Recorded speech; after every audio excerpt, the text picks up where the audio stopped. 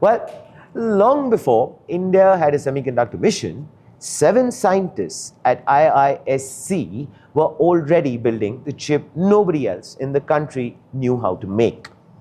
Agnit Semiconductors spun out of 15 years of gallium nitride research at the Indian Institute of Science, has raised $7.47 million across an angel round, a seed round led by 314 Capital and Zephyr Peacock, and a follow-on extension.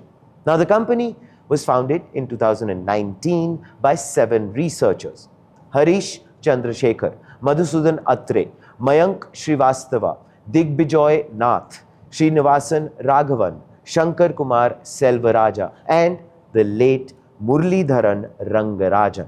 Now, multiple independent industry sources, not just the company itself, confirm it as India's first and only startup capable of taking gallium nitride from raw wafer growth all the way to finished RF modules entirely in-house, by the way.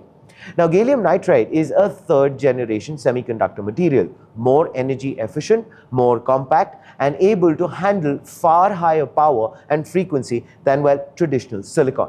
That makes it essential for AESA radars, electronic warfare systems, missile seekers, satellite communications, 5G and 6G infrastructure, EV fast chargers, and wow, that's an exhaustive list, and the higher power electronics inside AI data centers. Now, gallium nitride already accounts for 10 to 15% of a radar system's total cost and 30 to 40% of a 5G radio unit's bill of materials. Now, Agnit was founded in 2019, only becoming functioning semiconductor enterprise in 2021. Now, the same year, the government formally approved a dedicated small volume gallium nitride foundry to IISc's incubation arm. Now, the Foundation for Science, Innovation and Development.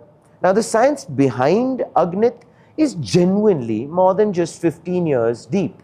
The commercial infrastructure it depends on is barely 4 years old and remains a single government-funded small volume facility. Now, according to Agnit's own investors at 314 Capital, the serviceable Indian market for gallium nitride across strategic, telecom, and power conversion applications is $950 million, growing 40% annually. Now, Agnit has raised $7.47 million against that very opportunity that I just mentioned. Now, Tata's Dholera fab, by comparison, is a 91,000 crore rupees project, roughly $11 billion, more than 1,400 times what Agnit has raised in total. Now, the two are not building the same thing, so let's not get that wrong.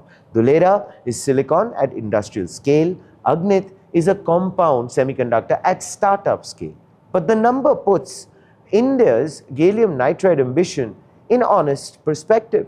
The market opportunity is real and very large, but the capital committed to capturing it is a rounding error probably next to what the country is spending on silicon. And here comes, of course, the front page take.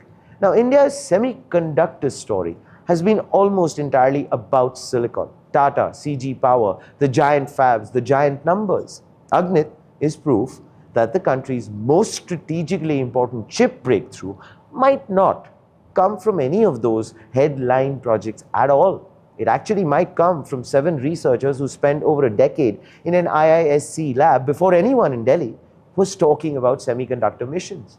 Now, the market they're chasing, $950 million, growing 40% a year, is genuinely large. The capital behind them, $7.47 million, is not even 0.5% of what Tata alone is spending on a single silicon fab down the road in Gujarat.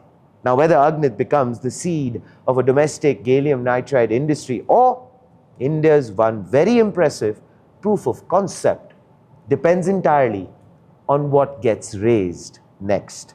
Please do let us know what are your thoughts in the comments below. This, ladies and gentlemen, is Front Page by the IIM Network. Like, share, subscribe, and always remember, think AI, think AIM.